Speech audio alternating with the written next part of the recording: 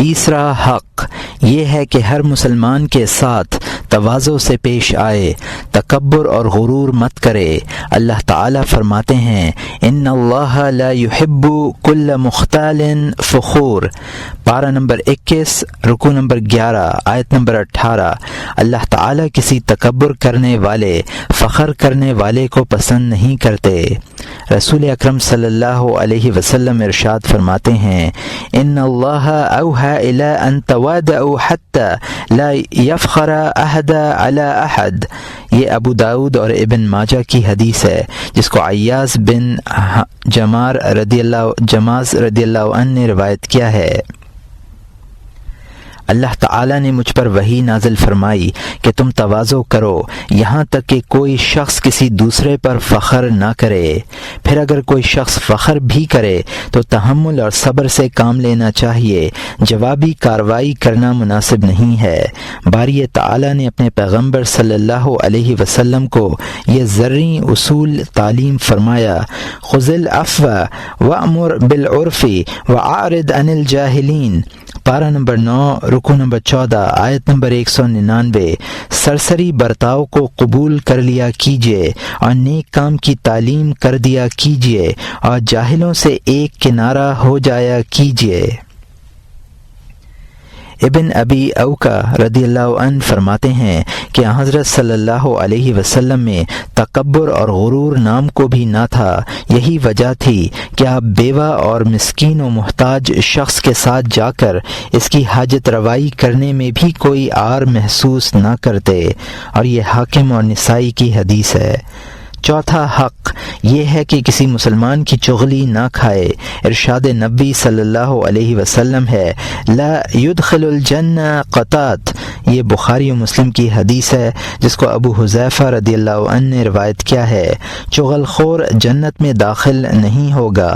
خلیل بن احمد نے چغل خوروں سے بچ کر رہنے کے لیے کیا اچھا معیار متعین کر دیا ہے کہ جو شخص تمہارے سامنے کسی کی چغلی کرے گا وہ تمہاری دوسروں سے چغلی کرے گا، جو شخص تم سے دوسروں کی باتیں نقل کرے گا وہ تمہاری باتیں دوسروں سے نقل کرے گا۔ پانچواں حق یہ ہے کہ اگر آپس میں رنجش پیدا ہو جائے تو 3 دن سے زیادہ ملاقات ترک نہ کرے۔ حضرت ابو ایوب انصاری رضی اللہ عنہ سرکار دو عالم صلی اللہ علیہ وسلم کا یہ ارشاد نقل کرتے ہیں لا يحل لمسلم ان يحجر اخاه فوق 3 يلتقيان فيعرض هذا ويعرض هذا وخيرهما الذي يبدأ بالاسلام۔ یہ بخاری و مسلم کی حدیث ہے۔ کسی مسلمان کے لیے جائز نہیں کہ وہ اپنے بھائی کو 3 دن سے زیادہ چھوڑے کہ وہ دونوں باہم ملیں تو ایک ادھر منہ پھیر لے اور دوسرا ادھر۔ ان دونوں میں بہتر وہ شخص ہے جو سلام کی ابتدا کرے۔ ہونا چاہیے کہ اگر کسی بھائی سے کوئی غلطی سرزد ہو جائے تو اسے معاف کر دے۔ ترک تعلق کی نوبت اس لیے آتی ہے کہ غلطیوں سے چشم پوشی نہیں کی جاتی اور معمولی خطاؤں کو سنگین سمجھا جاتا ہے، حالانکہ حدیث میں ہے من اقال مسلم عشرۃ اقالہ اللہ یوم القیامہ، یہ ابو داؤد اور حاکم کی حدیث ہے۔ جس نے کسی مسلمان کی غلطی معاف کی اللہ تعالیٰ قیامت کے روز اس کی لغزشوں سے درگزر فرمائیں گے۔ اکرمہ رضی اللہ عنہ کہتے ہیں کہ اللہ تعالیٰ نے یوسف بن یعقوب علیہ السلام سے فرمایا کہ تم نے اپنے بھائیوں کی غلطی معاف کی، میں نے تمہارے اس عمل کی بنا پر دونوں جہانوں میں تمہارا ذکر بلند کیا۔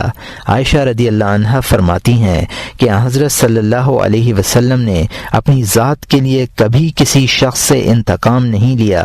ہاں، اگر کسی شخص نے باری تعالیٰ کی نافرمانی کی تو اس سے ضرور انتقام لیا، مگر اللہ کے لیے لیا، اپنی ذات کے لیے نہیں لیا، اور یہ بخاری و مسلم کی حدیث ہے۔ حضرت عبداللہ بن عباس رضی اللہ عنہ فرماتے ہیں کہ جو شخص اپنے اوپر کیا جانے والا ظلم معاف کرتا ہے اللہ تعالیٰ اسے سربلندی عطا فرماتے ہیں۔ سرکار دو عالم صلی اللہ علیہ وسلم کا ارشاد ہے ما نقص مال من صدق وما زاد اللہ رجل بعفو الا عزا وما من احد تواضع اللہ الا رفع اللہ۔ یہ مسلم کی حدیث ہے جس کو ابو ہریرہ رضی اللہ عنہ نے روایت کیا ہے۔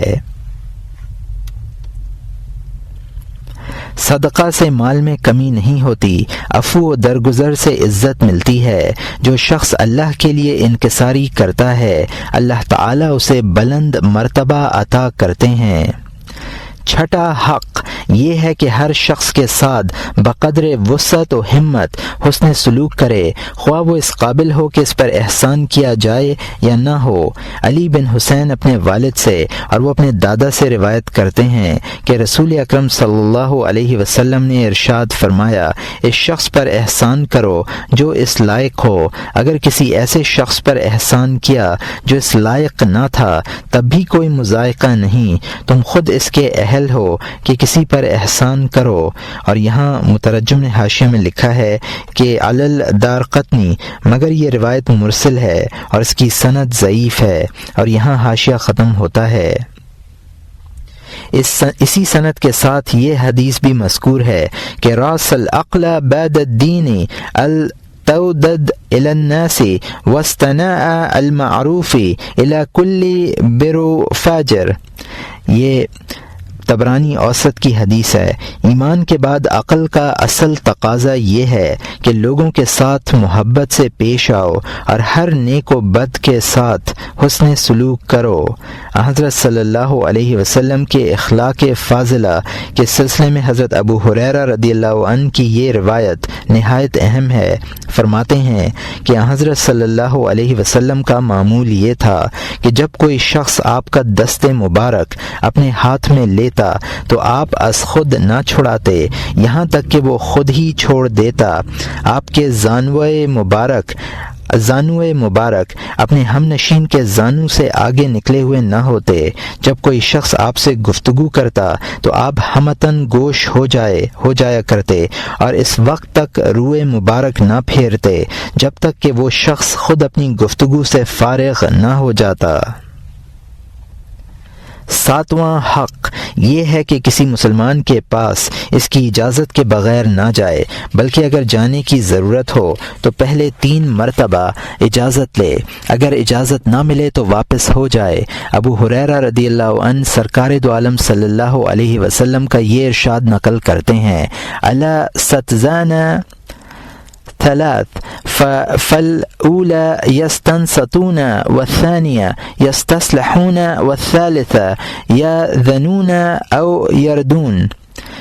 اجازت 3 مرتبہ لی جاتی ہے، اس لیے کہ بعض اوقات پہلی مرتبہ اجازت مانگنے پر لوگ خاموش ہو جاتے ہیں، دوسری مرتبہ اجازت دینے یا نہ دینے کے سلسلے میں باہم صلاح مشورہ کرتے ہیں، اور تیسری مرتبہ اجازت دیتے ہیں یا واپس کر دیتے ہیں۔ اور یہاں حاشیے میں لکھا ہے الدارقطنی فی الافراد بسند ضعیف۔ بخاری و مسلم میں یہ روایت ابو موسیٰ سے ان الفاظ میں ہے، الاستئذان ثلاث فإن أذن لك والأفارج، اور یہاں حاشیہ ختم ہوتا ہے۔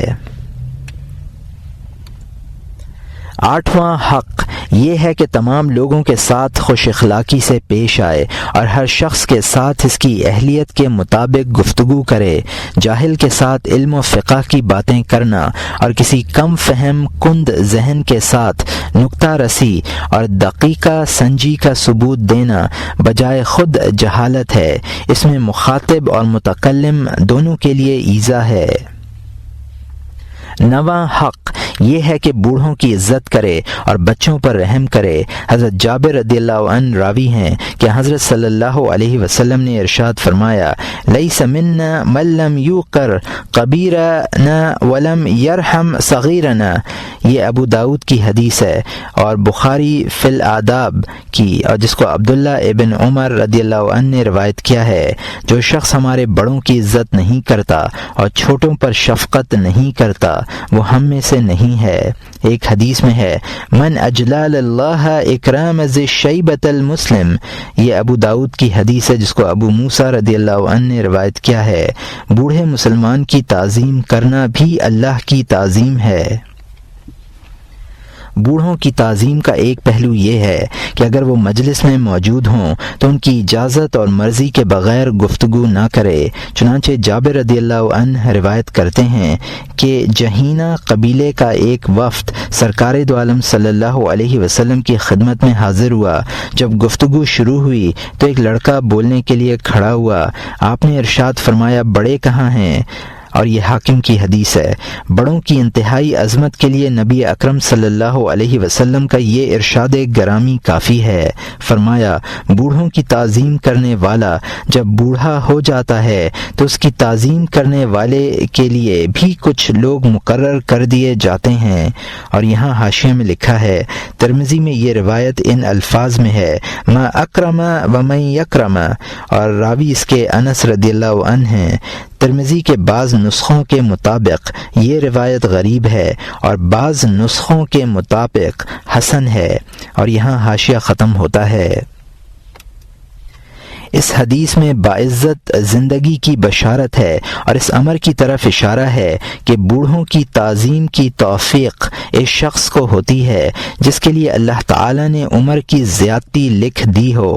رسول اکرم صلی اللہ علیہ وسلم نے ارشاد فرمایا، لا تقوم الساعة حتى يكون الولد غیظ والمطر قیظ وتفید الام فیدا وتغید الکرام غیظا ويجتري الصغير على الكبير واللئیم على الكریم۔ اور یہ خرائطی کی حدیث ہے جس کو عائشہ رضی اللہ عنہا نے روایت کیا ہے، اور طبرانی کی حدیث ہے جس کو ابن مسعود رضی اللہ عنہ نے روایت کیا ہے۔ قیامت برپا نہ ہوگی یہاں تک کہ بچوں سے نفرت نہ کی جانے لگے، بارش گرمی کا باعث نہ بن جائے، کمینے زیادہ اور شرفا کم نہ ہو جائیں، اور چھوٹا بڑے کے مقابلے میں اور کمینہ شریف کے مقابلے میں جری نہ ہو جائے۔ بچوں کے ساتھ شفقت اور محبت سے پیش آنا سرکار دو عالم صلی اللہ علیہ وسلم کا معمول تھا۔ اور یہاں حاشیے میں لکھا ہے، کتاب النکاح میں حضرت انس رضی اللہ عنہ کی روایت بازار میں جو کہ ہے گزر چکی ہے کہ آپ بچوں پر نہایت مہربان اور شفیق تھے۔ بخاری و مسلم میں بھی اس مضمون کی روایت موجود ہے۔ اور یہاں حاشیہ ختم ہوتا ہے۔ چنانچہ جب کبھی آپ سفر سے تشریف لاتے اور راستے میں بچے ملتے تو آپ ان کے پاس ٹھہرتے، بعض بچوں کو سواری کے جانور پر اپنے سامنے اور بعض کو پیچھے بٹھاتے۔ جو بچے رہ جاتے وہ صحابہ کی سواریوں پر آگے پیچھے بیٹھتے، تب یہ قافلہ منزل تک پہنچتا۔ بعد میں وہ بچے جنہیں سرکار کی معیت میں بیٹھنا نصیب ہوتا اس سعادت پر فخر کرتے اور دوسروں کو بھی جتاتے۔ جو بچے آگے بیٹھتے وہ پیچھے بیٹھنے والوں پر فخر کرتے۔ اور یہاں حاشیے میں لکھا ہے، مسلم و بخاری میں عبداللہ ابن جعفر کی روایت ہے۔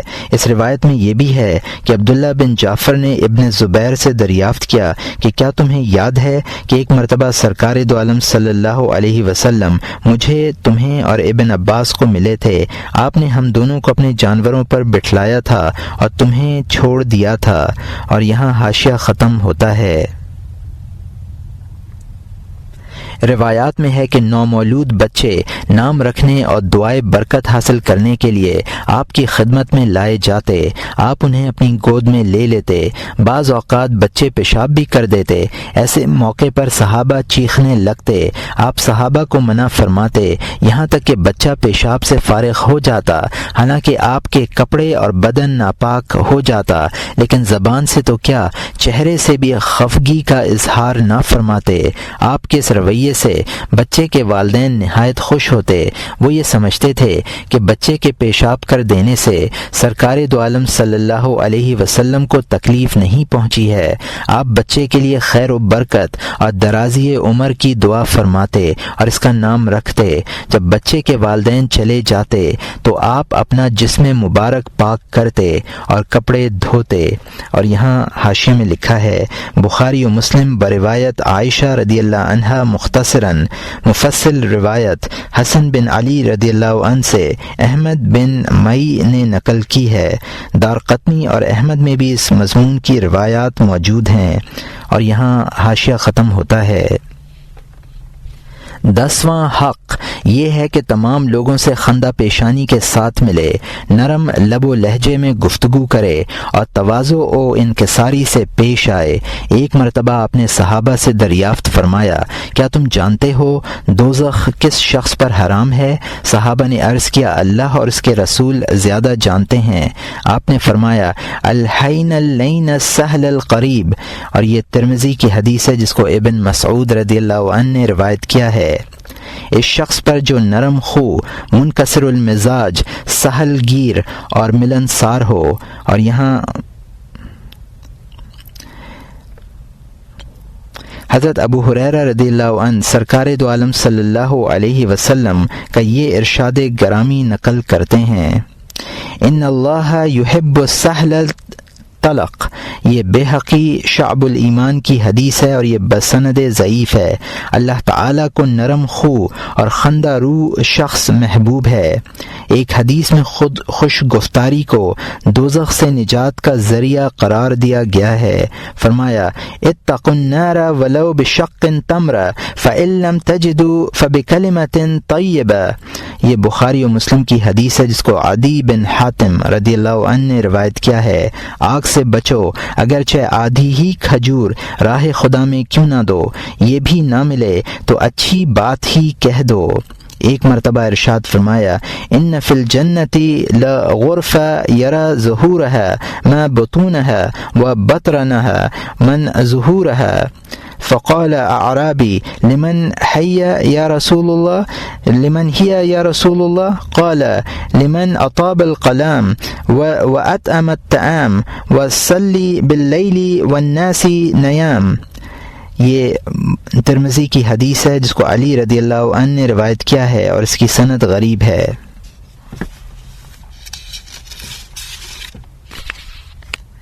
جنت میں چند دریچے ہیں جن کے اندر سے باہر کا اور باہر سے اندر کا منظر نظر آتا ہے۔ ایک اعرابی نے دریافت کیا، یا رسول اللہ، یہ دریچے کس شخص کے لیے ہیں؟ فرمایا، اس شخص کے لیے جس نے اچھی گفتگو کی، کھانا کھلایا اور رات کو اس وقت نماز پڑھی جس وقت کے لوگ محو خواب ہوں۔ معاذ بن جبل رضی اللہ عنہ نے حضرت صلی اللہ علیہ وسلم کی یہ وصیت نقل کی ہے۔ فرمایا، اوصیک باتقوا اللہ وصدق الحدیث ووفاء العہد وأداء الأمانة وترك الخيانة وحفظ الجار ورحم اليتيم ولين الكلام وبذل السلام وخفض الجناح۔ یہ خرائطی، بیہقی اور ابو نعیم کی حدیث ہے۔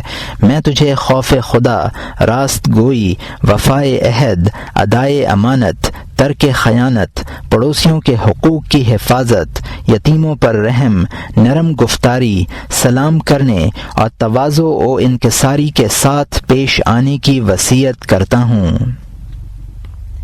انس رضی اللہ عنہ فرماتے ہیں کہ ایک مرتبہ آپ صحابہ کرام کے ساتھ کہیں تشریف لے جا رہے تھے کہ راستے میں ایک عورت ملی۔ اس نے عرض کیا، یا رسول اللہ، مجھے آپ کی خدمت میں کچھ عرض کرنا ہے۔ فرمایا، اس کوچے میں چاہے جہاں بیٹھ جاؤ، تمہاری بات سن لوں گا۔ وہ عورت ایک جگہ بیٹھ گئی، آپ نے اس کی عرضداشت سماعت فرمائی، اور یہ مسلم کی حدیث ہے۔ وہب ابن منبہ کہتے ہیں کہ بنی اسرائیل کے ایک شخص نے 70 برس تک روزے رکھے، وہ ہر 7ویں روز افطار کیا کرتا تھا۔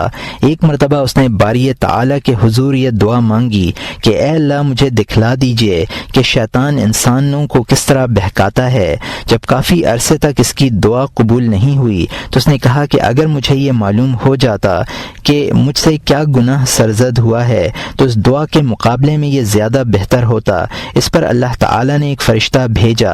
فرشتے نے آ کر کہا کہ باری تعالیٰ کو تمہاری عبادت سے زیادہ یہ بات پسند آئی ہے، اس کا انعام تمہیں نور بصیرت کی صورت میں عطا کیا جا رہا ہے، ذرا آنکھیں کھول کر دیکھو۔ اس شخص نے دیکھا کہ ابلیس کی فوج ساری دنیا پر چھائی ہوئی ہے، کوئی شخص بھی ایسا نظر نہیں آتا کہ وہ زندہ ہو اور اس کے ارد گرد شیاطین موجود نہ ہوں، اور وہ بھیڑیوں کی طرح گھات لگائے ہوئے ہیں۔ اس شخص نے عرض کیا، رب کریم، شیطان کے فریب سے کون نجات پا سکتا ہے؟ فرمایا، نرم گفتار پرہیزگار۔ 11واں حق یہ ہے کہ جو وعدہ کرے اسے پورا کرے۔ سرکار دو عالم صلی اللہ علیہ وسلم نے وعدے کو عطیہ اور قرض کہا ہے، اور یہاں حاشیے میں لکھا ہے، فرمایا العدت عطی، یہ روایت طبرانی اوسط میں قباس ابن شیم سے مروی ہے۔ ایک جگہ فرمایا الدت دین، یہ روایت طبرانی اوسط و صغیر میں بروایت علی اور ابن مسعود رضی اللہ عنہ منقول ہے۔ ابو داؤد نے اسے مرسل روایت کہا ہے، اور یہاں حاشیہ ختم ہوتا ہے۔ جس طرح عطیہ دینے میں ثواب ہے اور قرض ادا کرنا ضروری ہے، اسی طرح ایفائے وعدہ میں بھی ثواب ہے، اور یہ عمل ضروری بھی ہے۔ حدیث میں وعدہ خلافی کو نفاق کی علامت قرار دیا گیا ہے۔ الفاظ یہ ہیں، ثلاث فی المنافق اذا حدث کذب و اذا وعد خلف و اذا تمن خان، یہ بخاری و مسلم کی حدیث ہے جس کو ابو ہریرہ رضی اللہ عنہ نے روایت کیا ہے۔ 3 باتیں منافق میں ہوتی ہیں، جب بات کرتا ہے جھوٹ بولتا ہے، جب وعدہ کرتا ہے خلاف کرتا ہے، اور جب اس کے سپرد کوئی امانت کی جاتی ہے تو خیانت کرتا ہے۔ ایک حدیث میں یہ حقیقت ان الفاظ میں بیان فرمائی گئی کہ جس شخص میں 3 باتیں ہوں وہ منافق ہے، اگرچہ وہ شخص نماز پڑھتا ہو اور روزے رکھتا ہو۔ پھر وہ تینوں امور بیان کیے گئے جو اس سے پہلے حدیث میں گزر چکے ہیں، اور یہ بخاری کی حدیث ہے جس کو ابو ہریرہ رضی اللہ عنہ نے روایت کیا ہے۔ 12واں حق یہ ہے کہ لوگوں کے ساتھ وہی سلوک کرے جو اپنے نفس کے ساتھ کرتا ہو، اور وہی معاملہ کرے جو لوگوں سے اپنے سلسلے میں مطلوب ہو، اور ان کا انتقام اپنے نفس سے لے۔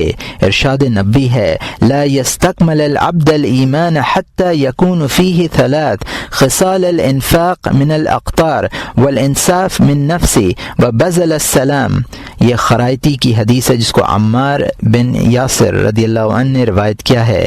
بندے کا ایمان اس وقت تک کامل نہیں ہوتا جب تک کہ اس میں 3 عادتیں نہ ہوں، مفلسی میں خرچ کرنا، اپنے نفس سے انتقام لینا، اور سلام کرنا۔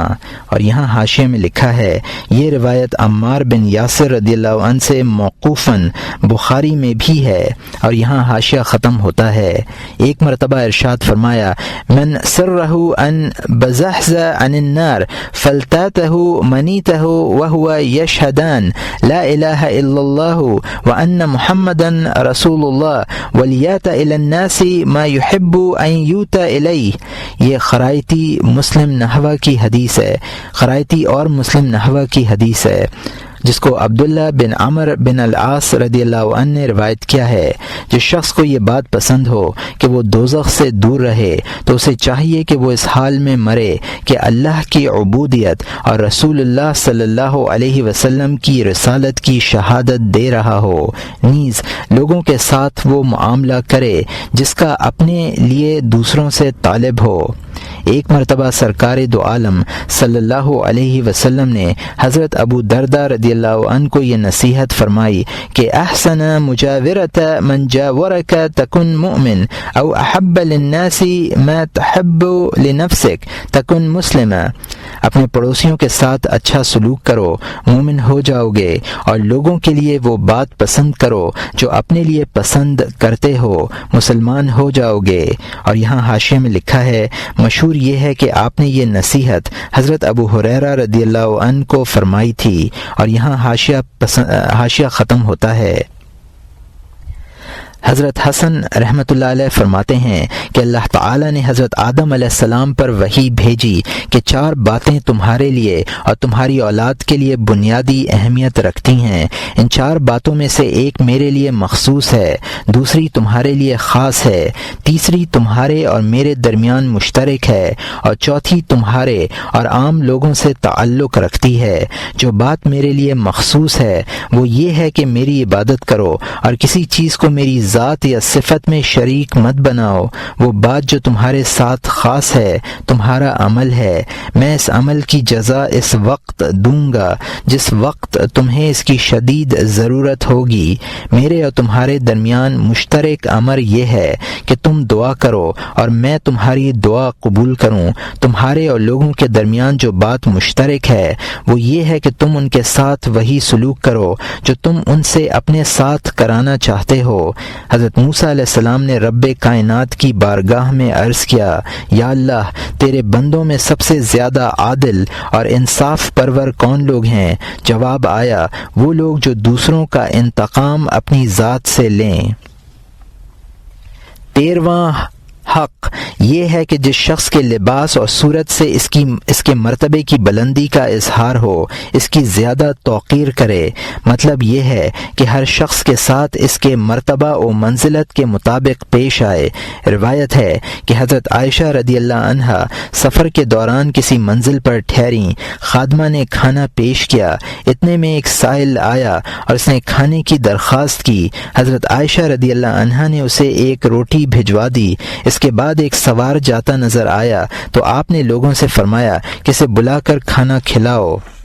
رفقائے سفر نے عرض کیا، ام المومنین، اس مسکین سائل کو تو آپ نے ایک روٹی بھجوائی تھی اور اس شخص کو جو بظاہر خوشحال نظر آتا ہے کھانے پر بلا رہی ہیں۔ فرمایا، اللہ تعالی نے لوگوں کے درجات متعین کر دیے ہیں، تم بھی اس شخص کے ساتھ اس کے درجے کو ملحوظ رکھ کر عمل کرو۔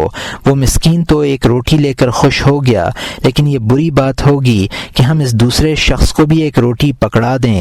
فرق مراتب کے لحاظ پر یہ روایت بھی دلالت کرتی ہے کہ سرکار دو عالم صلی اللہ علیہ وسلم اپنے حجرہ مبارکہ میں تشریف فرما تھے کہ کچھ لوگ حاضر ہوئے، یہاں تک کہ بیٹھنے کی جگہ باقی نہ رہی۔ جس وقت جریر بن عبداللہ بجلی رضی اللہ عنہ آئے، کمرہ بھر چکا تھا، آپ دہلیز پر بیٹھ گئے۔ حضرت صلی اللہ علیہ وسلم نے انہیں وہاں بیٹھے ہوئے دیکھا تو اپنی چادر مبارک لپیٹ کر ان کی طرف پھینکی اور یہ فرمایا کہ اسے بچھا کر بیٹھ جاؤ۔ جریر رضی اللہ عنہ نے چادر مبارک اٹھائی، اپنے سر پر رکھی اور بوسے دیے اور رو کر کہنے لگے، یا رسول اللہ، میری اتنی مجال کہاں کہ آپ کے کپڑے پر بیٹھوں؟ اللہ آپ کا اکرام کرے جس طرح آپ نے میرا اکرام فرمایا۔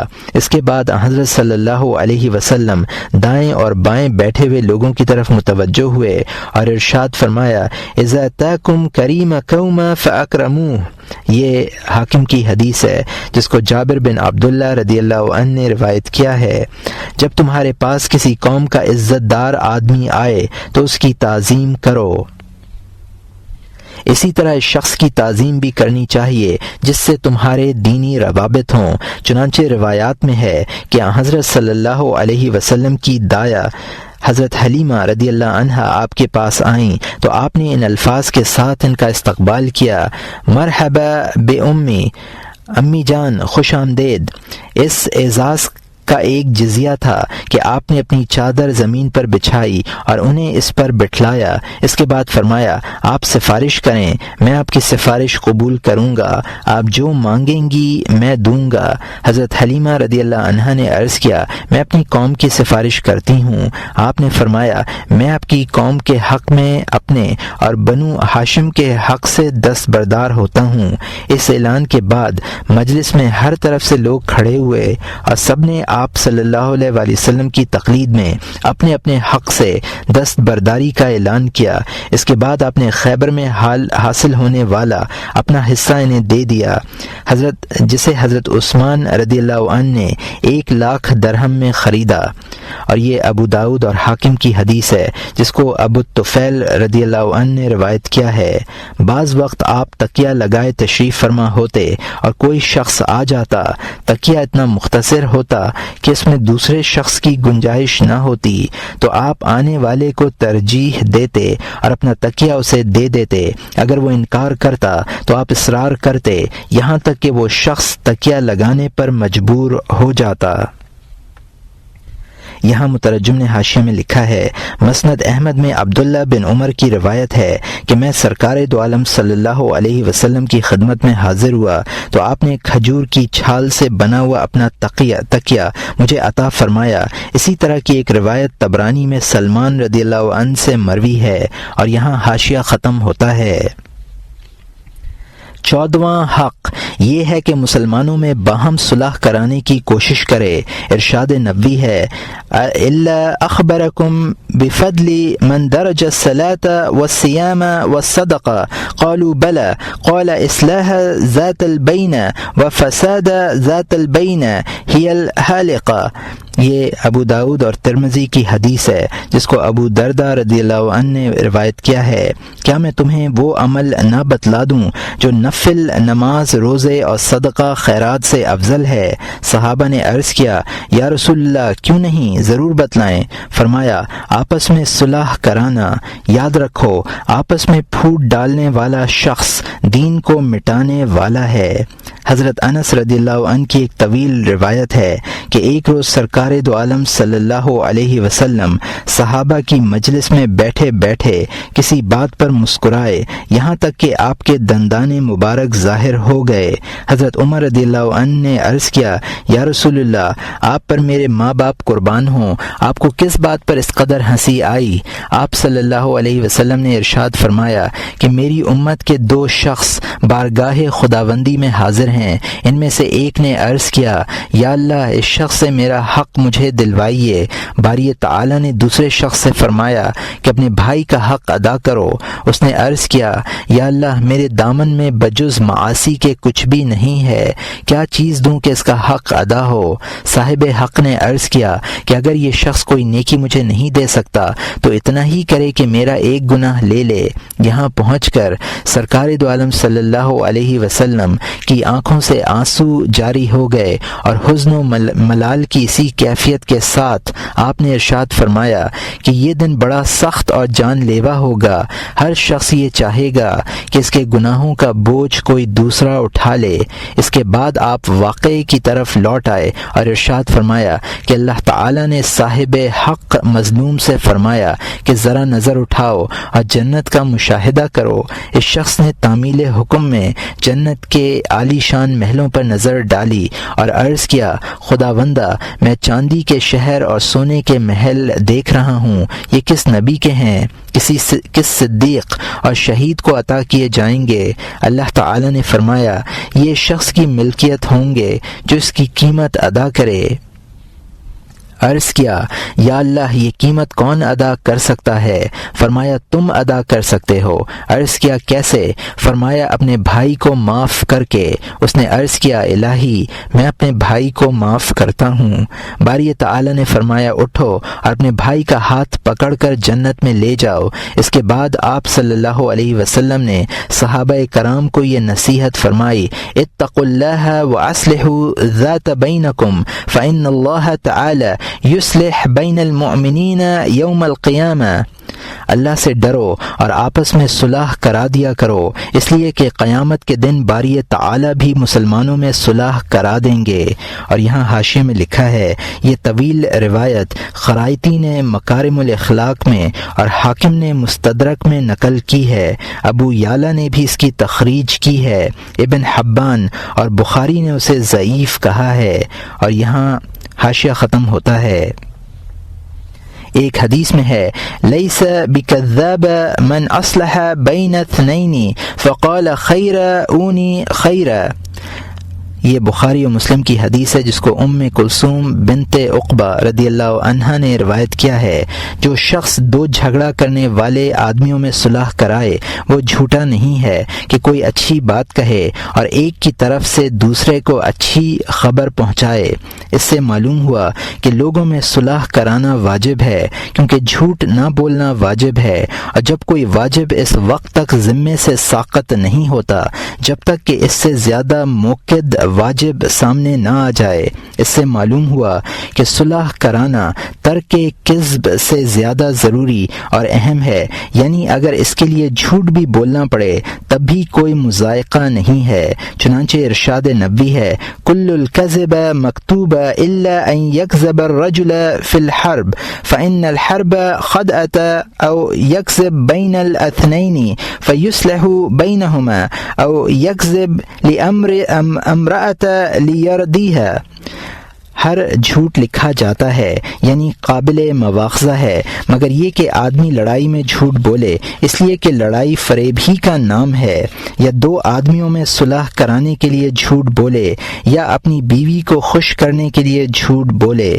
اور یہاں حاشیے میں لکھا ہے، یہ روایت بھی خرائطی کی مکارم الاخلاق میں ہی ہے اور اس کے راوی نورس بن سمعان ہیں، لیکن اس کی سند میں انقطاع اور ضعف ہے۔ تاہم اس مضمون کی ایک روایت مسلم میں ام کلثوم بنت عقبہ رضی اللہ عنہا سے صحیح سند کے ساتھ منقول ہے۔ اور یہاں حاشیہ ختم ہوتا ہے۔ 15واں حق یہ ہے کہ اپنے مسلمان بھائی کے عیوب کی پردہ پوشی کرے۔ حضرت صلی اللہ علیہ وسلم ارشاد فرماتے ہیں، من ستر علی مسلم سترہ اللہ تعالی فی الدنیا والآخرہ۔ یہ مسلم کی حدیث ہے جس کو ابو ہریرہ رضی اللہ عنہ نے روایت کیا ہے۔ جو شخص کسی مسلمان کی پردہ پوشی کرے گا، دنیا اور آخرت میں اللہ تعالی اس کی پردہ پوشی فرمائیں گے۔ اس مضمون کی ایک روایت ہے، لا یستر عبد الا سترہ اللہ یوم القیامہ۔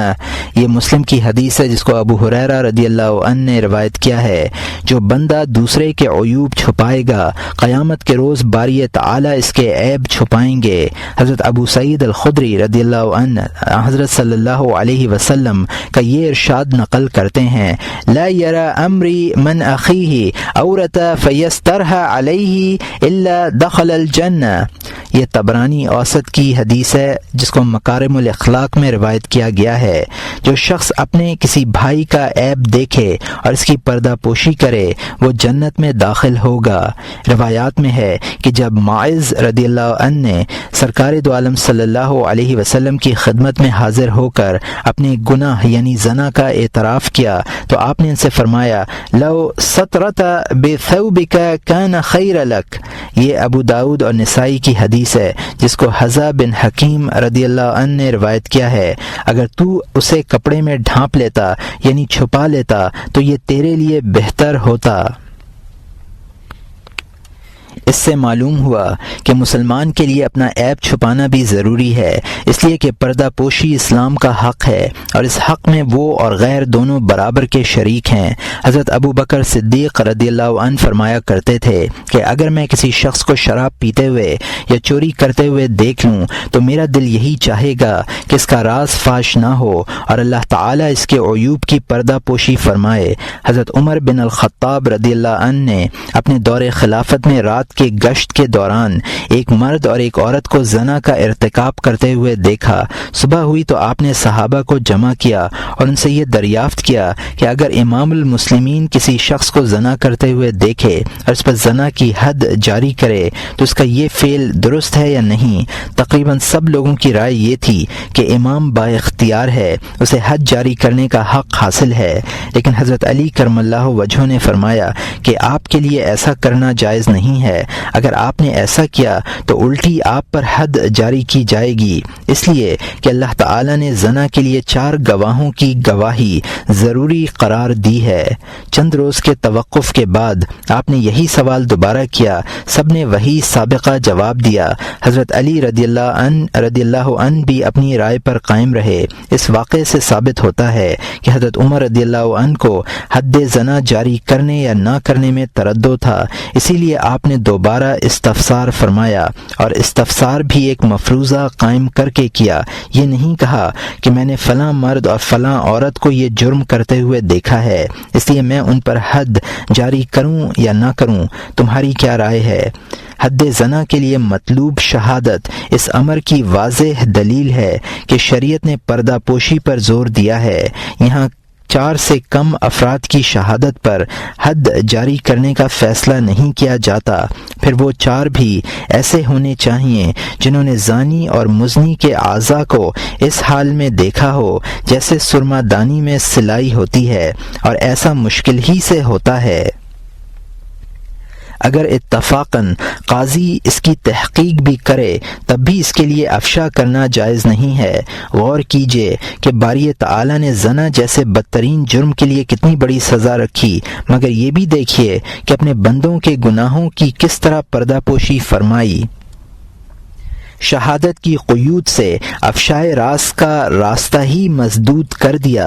امید ہے کہ قیامت کے دن ہم بھی اس کے کرم عمیم اور احسان عظیم سے محروم نہیں رہیں گے۔ نبی اکرم صلی اللہ علیہ وسلم کا ارشاد ہے، ان اللہ اذا سطر علی عبد عورت فی الدنیا فہو اکرم من ان یکشفها فی الآخرہ وان کشفها فی الدنیا فہو اکرم من ان یکشفها مرة اخرى۔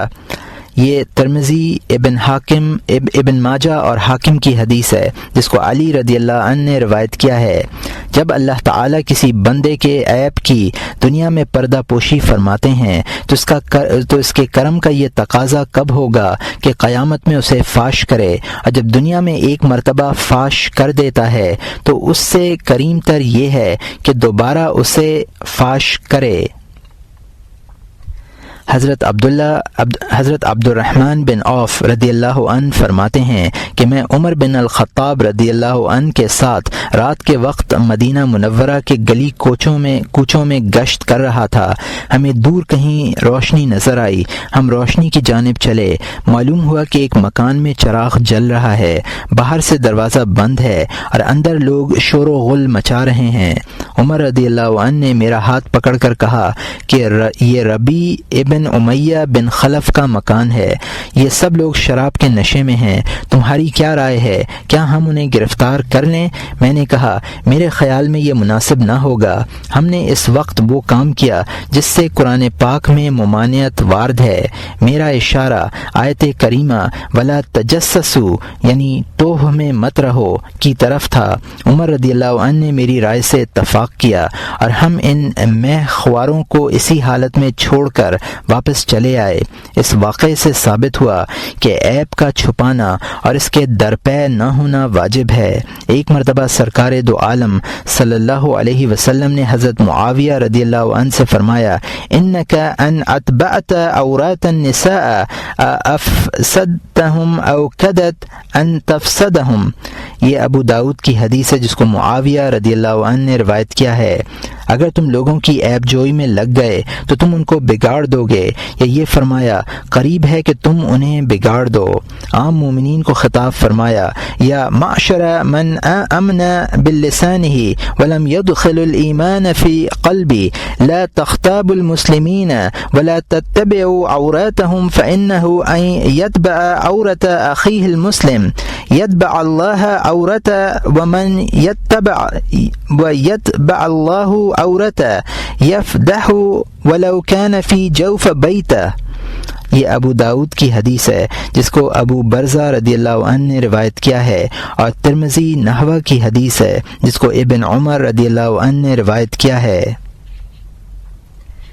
اے وہ لوگو جو زبان سے ایمان لائے اور جن کے دل میں ایمان داخل نہیں ہوا، مسلمانوں کی غیبت مت کرو اور نہ ان کی عیب جوئی کرو۔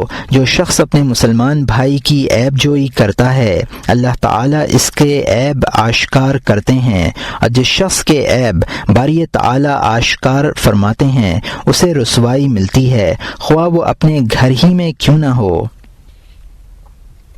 حضرت ابو بکر رضی اللہ عنہ فرماتے ہیں کہ اگر میں کسی شخص کو اللہ تعالیٰ کی حدود کی تعدی کرتے دیکھوں تو اسے گرفتار نہ کروں اور نہ کسی دوسرے شخص کو بلا کر یہ بتلاؤں کہ وہ تعدی حدود اللہ کا مرتکب ہوا ہے۔ ہاں، اگر میرے ساتھ کوئی دوسرا شخص ہو تو میں نظر انداز نہ کر سکوں گا۔ ایک بزرگ کہتے ہیں کہ میں حضرت عبداللہ بن مسعود رضی اللہ عنہ کی خدمت میں حاضر تھا کہ ایک شخص پکڑ کر لایا گیا۔ لانے والے نے عرض کیا کہ یہ شخص شرابی ہے اور اس وقت بھی نشے میں ہے۔ ابن مسعود رضی اللہ عنہ نے حاضرین مجلس سے کہا کہ اس کا منہ سونگ کر دیکھو۔ لوگوں نے حکم کی تعمیل کی، معلوم ہوا کہ واقعتاً وہ شراب پیے ہوئے ہے۔ آپ نے اسے قید کر دیا۔ جب اس شخص کا نشہ حرن ہوا اور ہوش و حواس بحال ہوئے تو ابن مسعود رضی اللہ عنہ نے کوڑا منگوا کر اس کی گرہ کھولی اور جلاد کو دیا اور اسے فرمایا کہ مجرم کے کوڑے لگاؤ، لیکن ہاتھ اونچا کر کے کوڑے لگانا اور مختلف جگہوں پر لگانا، یہ نہیں کہ ایک ہی جگہ پر لگاتے رہو۔ جب سزا سے فارغ ہوئے تو اس شخص سے دریافت کیا جو مجرم کو گرفتار کر کے لایا تھا کہ تمہارا اس شخص سے کیا تعلق ہے؟ اس نے عرض کیا میں اس شخص کا چچا ہوں۔ فرمایا نہ تم نے اس کی تعدیب و تعلیم پر توجہ دی اور نہ اس کے عیوب کی پردہ پوشی کی۔ اس کے بعد فرمایا کہ اگر امام کو معلوم ہو کہ فلاں شخص نے حدود الہی سے تجاوز کیا ہے تو اسے شرعی حد جاری کرنی چاہیے۔ اللہ تعالی معاف کرنے والا ہے، عفو و درگزر سے کام لینا اسے محبوب ہے۔ پھر آپ نے یہ آیت تلاوت فرمائی وَلْيَعْفُوا وَلْيَصْفَحُوا أَلَا تُحِبُّونَ أَن يَغْفِرَ اللَّهُ لَكُمْ وَاللَّهُ غَفُورٌ رَحِيمٌ، پارہ نمبر 18، رکوع نمبر 9، آیت نمبر 22۔ اور چاہیے کہ وہ معاف کر دیں اور درگزر کریں۔ کیا تم یہ بات نہیں چاہتے کہ اللہ تعالیٰ تمہارے قصور معاف کر دے؟ بے شک اللہ غفور و رحیم ہے۔ مزید فرمایا کہ حضرت صلی اللہ علیہ وسلم نے اول جب ایک شخص پر چوری کی حد جاری فرمائی اور اس کا ہاتھ کاٹا گیا تو ہم نے دیکھا کہ آپ نہایت مضطرب ہیں۔ صحابہ نے عرض کیا یا رسول اللہ شاید آپ کو اس کا ہاتھ کاٹا جانا برا لگا ہے۔ فرمایا برا کیوں نہ لگتا، تم لوگ اپنے بھائی کے خلاف شیاطین کے مددگار مت بنو۔ انہوں نے عرض کیا کہ پھر آپ نے معاف کیوں نہ کر دیا؟ فرمایا ینبغی للسلطان اذا انتہی الیہ حد ان یقیمہ ان اللہ عفو یحب العفو وقرا والیعفو والیصفح۔ یہ حاکم کی حدیث ہے۔ حاکم کو چاہیے کہ جب اس کے پاس کوئی حد پہنچے تو وہ اسے جاری کرے۔ اللہ معاف کرنے والا ہے، وہ عفو و درگزر کو پسند کرتا ہے۔ اس کے بعد آپ نے یہ آیت تلاوت فرمائی وَلْيَعْفُوا آخر تک۔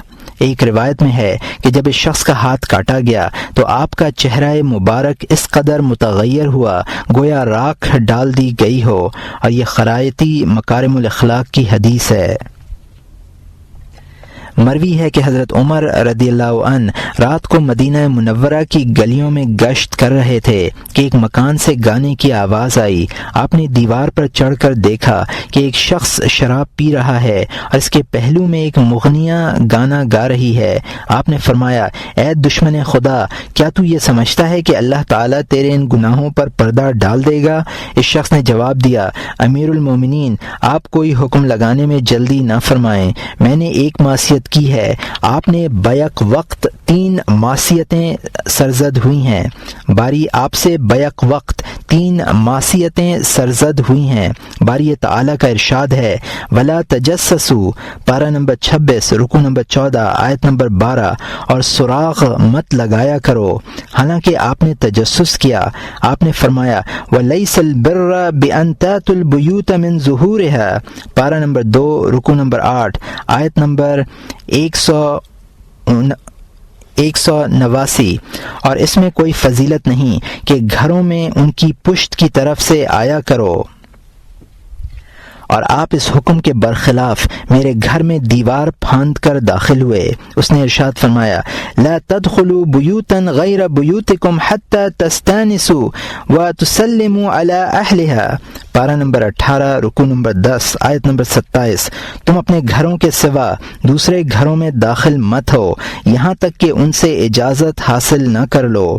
آپ نے اس حکم کی بھی خلاف ورزی کی ہے اور میرے گھر میں اجازت و سلام کے بغیر چلے آئے ہیں۔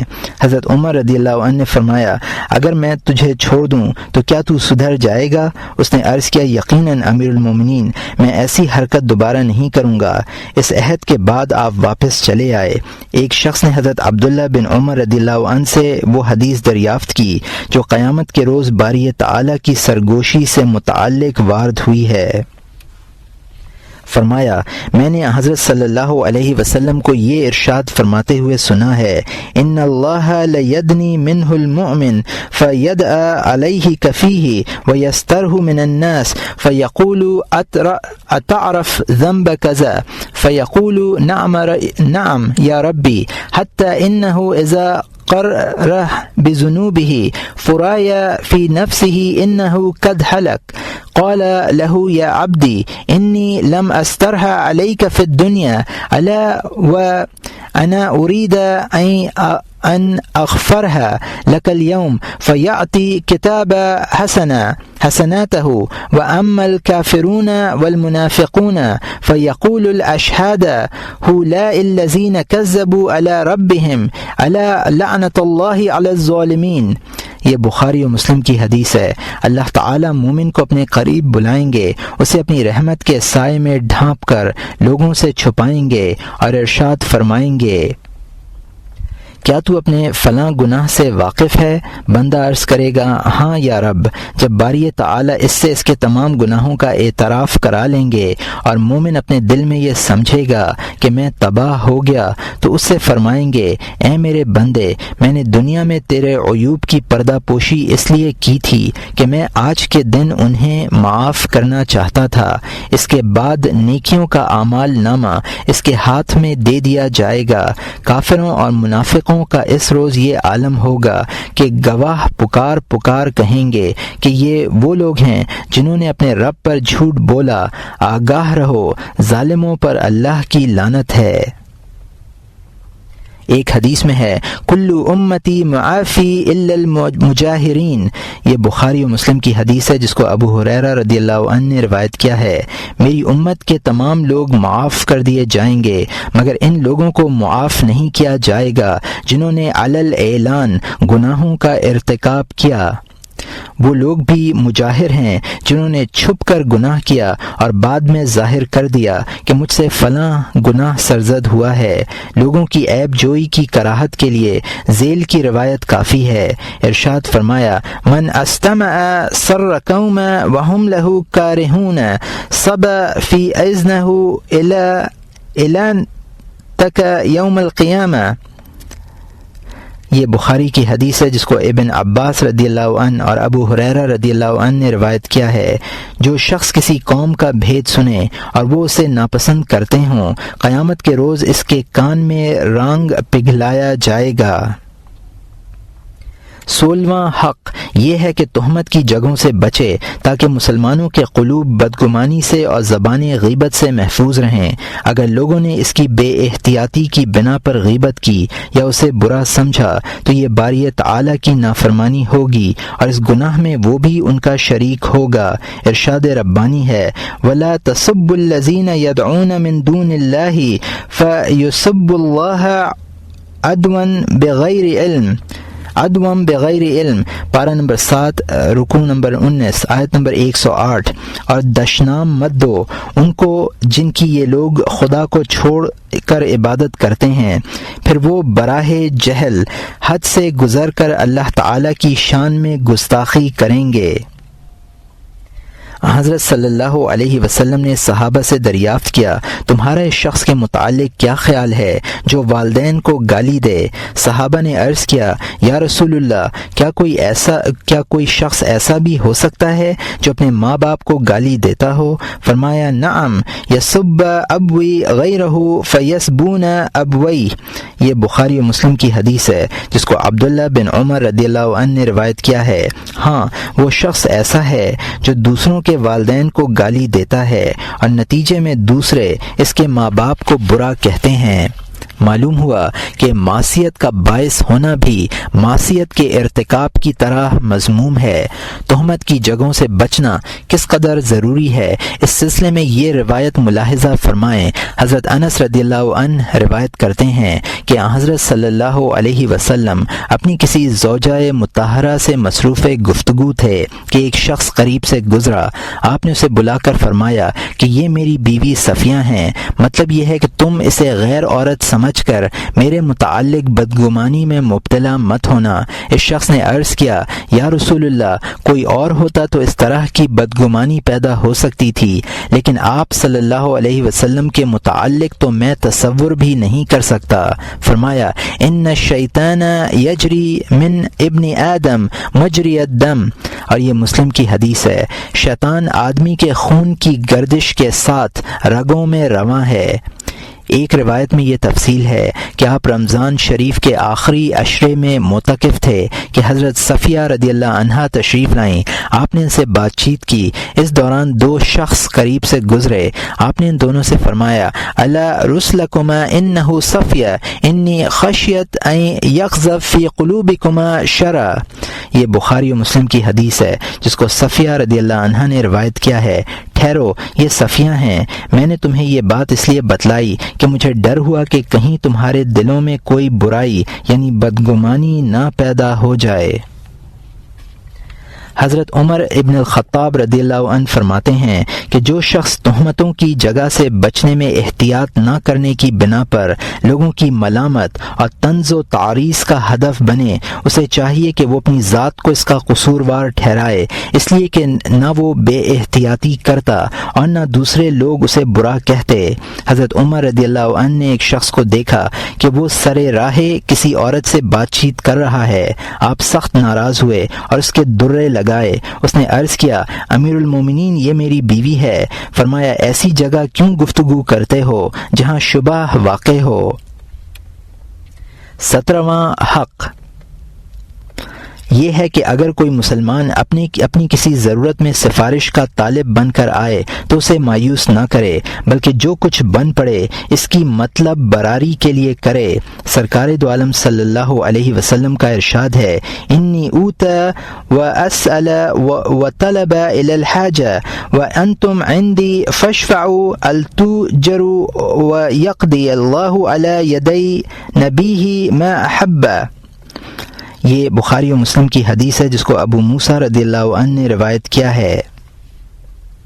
میرے پاس لوگ آتے ہیں، سوال کرتے ہیں، مجھ سے اپنی ضرورتیں پوری کراتے ہیں اور تم میرے پاس ہوتے ہو، اس لیے اگر کوئی شخص اپنی کسی ضرورت کے لیے میرے پاس آئے تو تم اس کی سفارش کر دیا کرو تاکہ تمہیں ثواب ملے. اللہ تعالیٰ اپنے نبی کے ذریعے وہی کام کرائے گا جو اسے محبوب ہوگا.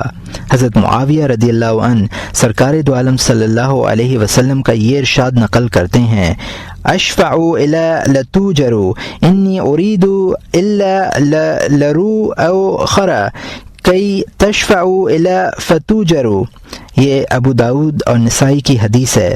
مجھ سے سفارش کیا کرو تاکہ تمہیں ثواب ملے.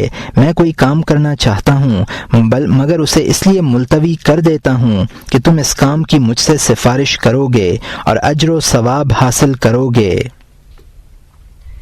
ایک حدیث میں ہے، ما من صدقت افضل من صدقت اللسان قیل وکیف ذلك قال الشفاعة يحقن بها الدم وتجربها لمنفعة الى اخر يدفع بها المقروه عن آخر. یہ خرائطی کی حدیث ہے جس کو سمرہ بن جندب رضی اللہ عنہ نے روایت کیا ہے. کوئی صدقہ زبان کے صدقے سے افضل نہیں ہے. عرض کیا گیا، زبان سے کس طرح صدقہ ہوتا ہے؟ فرمایا، سفارش کرنے سے. سفارش سے خون محفوظ ہو جاتا ہے، دوسرے کو فائدہ پہنچتا ہے اور شر سے اس کی حفاظت ہوتی ہے. اکرمہ حضرت عبداللہ بن عباس رضی اللہ عنہ سے روایت کرتے ہیں کہ بریرہ رضی اللہ عنہ کا شوہر مغیث نامی غلام تھا. آج وہ منظر میری نگاہوں کے سامنے ہے کہ مغیث اپنی بیوی بریرہ کے پیچھے کھڑا رو رہا ہے اور آنسوؤں سے اس کی داڑھی کے بال تر ہیں. حضرت صلی اللہ علیہ وسلم نے مجھ سے یعنی ابن عباس سے فرمایا، عجیب بات ہے کہ مغیث کو بریرہ بریرہ سے جس قدر محبت ہے بریرہ کو اس سے اسی قدر نفرت ہے۔ اس کے بعد آپ نے بریرہ سے فرمایا کتنا اچھا ہوتا اگر تم مغیث کے پاس چلی جاتیں، آخر کو وہ تمہارے بچے کا باپ ہے۔ بریرہ نے عرض کیا یا رسول اللہ اگر یہ آپ کا حکم ہے تو میں اس کی تعمیل کروں گی۔ فرمایا یہ میرا حکم نہیں ہے بلکہ محض سفارش ہے، اور یہ بخاری کی حدیث ہے۔ 18واں حق یہ ہے کہ جب کسی مسلمان سے ملاقات ہو اول سلام و مصافحہ کرے، بعد میں دوسری گفتگو کرے۔ حضرت صلی اللہ علیہ وسلم ارشاد فرماتے ہیں من بدا بالکلام قبل السلام فلا تجیبوه حتى يبدا السلام۔ یہ طبرانی اوسط اور ابو نعیم کی حدیث ہے جس کو ابن عمر رضی اللہ عنہ نے روایت کیا ہے۔ جو شخص سلام سے پہلے گفتگو شروع کرے اس کی بات کا جواب مت دو یہاں تک کہ وہ سلام کرے۔ ایک صحابی کہتے ہیں کہ میں سرکار دو عالم صلی اللہ علیہ وسلم کی خدمت اقدس میں حاضر ہوا لیکن نہ آپ سے حاضری کی اجازت چاہی اور نہ آپ کو سلام کیا۔ آپ نے مجھ سے فرمایا ارجع فقل السلام علیکم وادخل، واپس جاؤ اور سلام کر کے اندر آؤ۔ اور یہاں حاشیے میں لکھا ہے ابو داؤد ترمذی کی روایت کلدہ ابن الخبل سے راوی ہے، صاحب قصہ بھی ہیں، اور یہاں حاشیہ ختم ہوتا ہے اذا دخلتم بیوتکم فسلموا علی اہلها فإن الشیطان اذا سلم احدکم لم يدخل بیتہ۔ یہ خرائطی کی حدیث ہے۔ جب تم اپنے گھروں میں جاؤ تو اہل خانہ کو سلام کرو، اس لیے کہ اگر تم سلام کر لیتے ہو تو شیطان تمہارے گھر میں داخل نہیں ہوتا۔ حضرت انس رضی اللہ عنہ کہتے ہیں کہ میں نے 8 سال تک سرکار دو عالم صلی اللہ علیہ وسلم کی خدمت کی سعادت حاصل کی ہے۔ ایک مرتبہ آپ نے مجھ سے ارشاد فرمایا یا انس اسبغ الوضوء یزد فی عمرک وسلم علی من لقیتہ من امتی تکثر حسناتک واذا دخلت منزلک فسلم علی اہل بیتک یکثر خیر بیتک۔ یہ خرائطی بیہقی اور ترمذی نحوہ کی حدیث ہے۔ اے انس اچھی طرح وضو کیا کرو کہ اس سے تمہاری عمر زیادہ ہوگی، اور میری امت میں جو شخص تمہیں ملے اسے سلام کیا کرو، تمہاری نیکیوں میں اضافہ ہوگا۔ اور جب تم اپنے گھر میں جایا کرو تو اہل خانہ کو سلام کیا کرو، اس سے تمہارے گھر میں بہت زیادہ خیر و برکت ہوگی۔ اللہ تعالیٰ کا ارشاد ہے وَإِذَا حُيِّتُم بِتَحِيَّةٍ فَحَيُّوا بِأَحْسَنَ مِنْهَا أَوْ رُدُّوهَا۔ پارہ نمبر 5 رکوع نمبر 8 آیت نمبر 86۔ اور جب تم کو کوئی سلام کرے تو تم اس سے اچھے الفاظ میں سلام کرو یا ویسے ہی الفاظ کہہ دو۔ ایک حدیث میں باہمی محبت کو دخول جنت کا سبب اور افشائے سلام کو باہمی محبت کا باعث قرار دیا گیا ہے۔ فرمایا والذی نفسی بیدی لا تدخلوا الجنة حتى تؤمنوا ولا تؤمنوا حتى تحابوا افلا ادلکم على عمل اذا عملتموه تحابیتم قالوا بلى یا رسول اللہ قالوا افشوا السلام بینکم۔ یہ مسلم کی حدیث ہے جس کو ابو ہریرہ رضی اللہ عنہ نے روایت کیا ہے۔ اس ذات کی قسم جس کے قبضے میں میری جان ہے تم اس وقت تک جنت میں داخل نہیں ہو سکتے جب تک ایمان نہ لاؤ، اور تمہارا ایمان مکمل نہیں ہو سکتا جب تک آپس میں محبت نہ کرو۔ کیا میں تمہیں وہ عمل نہ بتلا دوں کہ اگر تم اسے کرو تو تمہارے مابین محبت پیدا ہو جائے؟ لوگوں نے عرض کیا یا رسول اللہ ضرور بتلائیے۔ فرمایا آپس میں سلام کو رواج دو۔ ایک مرتبہ ارشاد فرمایا کہ جب ایک مسلمان دوسرے مسلمان کو سلام کرتا ہے تو فرشتے اس کے لیے 70 مرتبہ رحمت کی دعا کرتے ہیں۔ اور یہاں حاشیے میں لکھا ہے صاحب فردوس نے اسے ابو ہریرہ رضی اللہ عنہ سے اپنی سند میں نقل کیا ہے، اور یہاں حاشیہ ختم ہوتا ہے۔ یہ بھی فرمایا کہ جب مسلمان باہم ملتے ہیں اور ایک دوسرے کو سلام نہیں کرتے تو فرشتوں کو بڑا تعجب ہوتا ہے۔ اور یہاں حاشیے میں لکھا ہے اس روایت کی اصل مجھے نہیں ملی، اور یہاں حاشیہ ختم ہوتا ہے۔ آپس میں سلام کرنے کے لیے یہ اصول بیان فرمایا گیا